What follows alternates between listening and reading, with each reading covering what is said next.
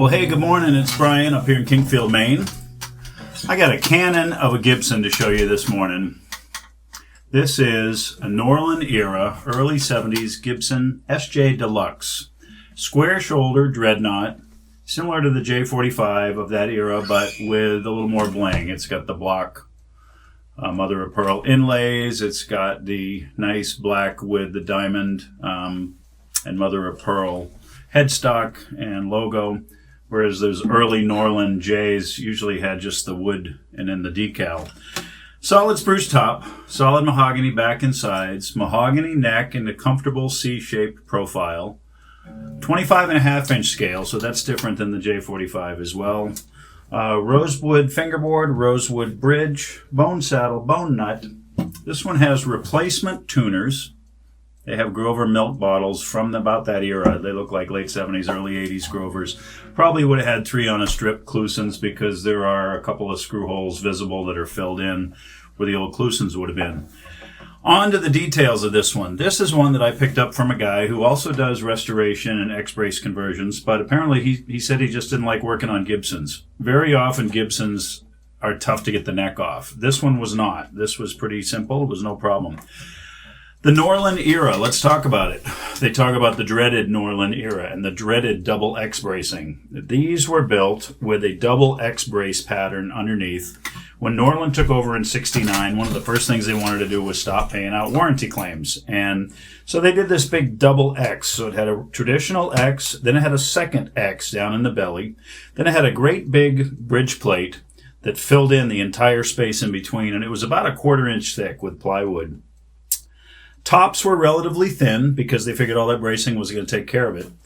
The problem was all that bracing, that big huge bridge plate, just deadened them. It just killed all the sound. And so the Norland era really has a rough, history and not a great following. Bottom line, though, is this is 50-year-old tone wood, and that awesome bracing kept this top from cracking at all. There's no cracks. Now, the problem was, this one, even with all that big heavy bracing, one of the upper arms of the main part of the X on this one had broken. And as a result, the top had dipped. So it had a really deep kind of a trough right in here around the sound hole.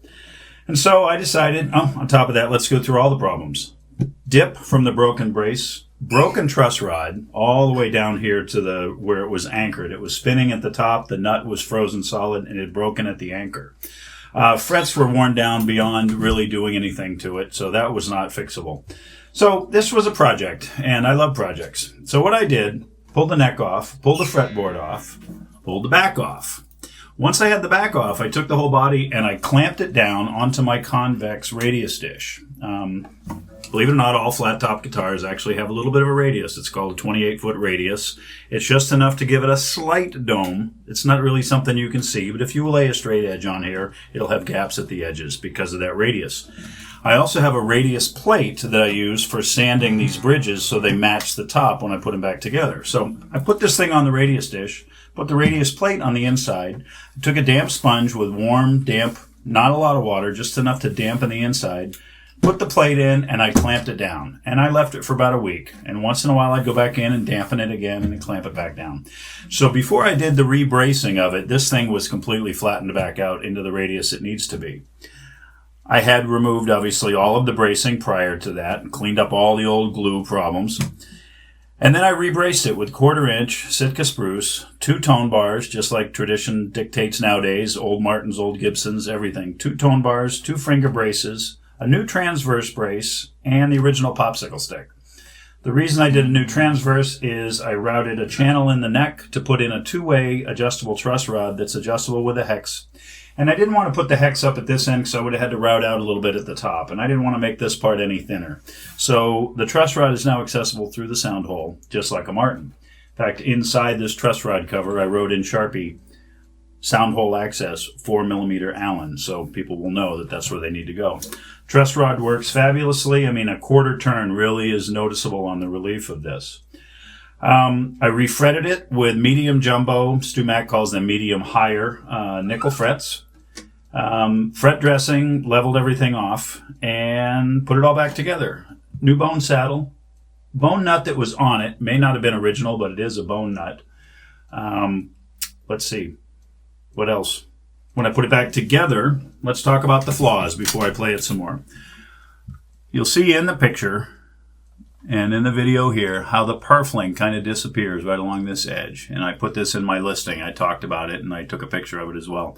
When I was putting this all back together and getting ready to put the binding back on, probably from having that top get flattened, it just barely moved the angle of the sides, and I ended up with just a slight overhang, and I had to just take a little off to get that groove right, and unfortunately it took out a little bit of purfling right there. So that's not visible. I mean, it's perfectly structural, but there's just a little purfling missing where otherwise you can see it go all the way around the guitar. I do have some finish cracks down near the heel block where I removed that. That was operator error. That's all me, and I own it. Up top here, the same thing. There is a finish crack on the side lower bout here, but it doesn't go all the way through. I know that from shining lights on it when I had the back off. Same sort of thing right here, finish crack around the edges, but nothing that shows through. There was some areas, on the back where the kerfed lining had broken and were missing, and so I had to replace some linings, just a couple of small sections here and there. You can actually see it in my collage of photos. Then I put it all back together with the neck reset. Lots of saddle right now, so as the neck moves over the next 50 years, there's plenty of saddle to take down. The action right now is about 5/64 low E and about 4/64 on the high E. Relief is right around 0.007 at the 7th fret. And it's just a cannon. It's a very loud guitar.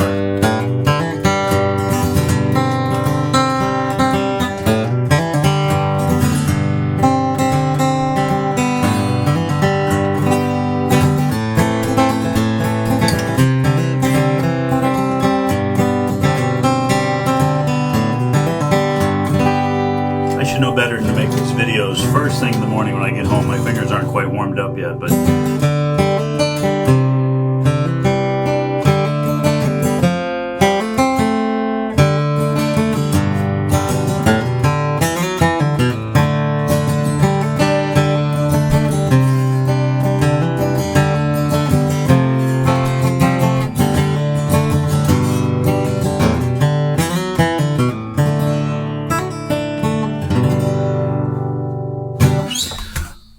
let's see, last couple of flaws. I do have a bit of a dip.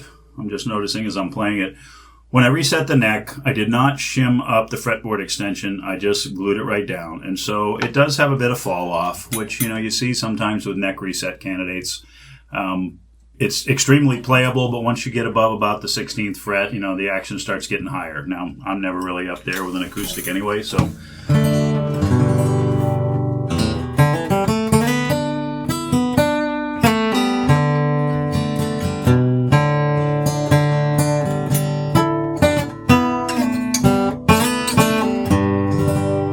sour note in there somewhere.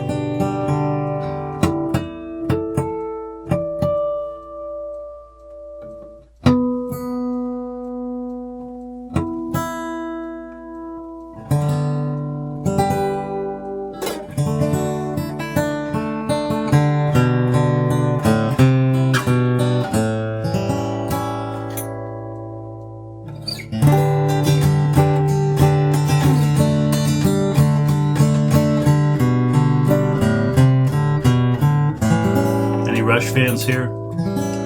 Big Rush fan in the 80s. Loved it. You'd go to a concert though and it was all guys. Neil Peart once said, if you look out into our audience, it's just a bunch of guitar geeks. So anyway.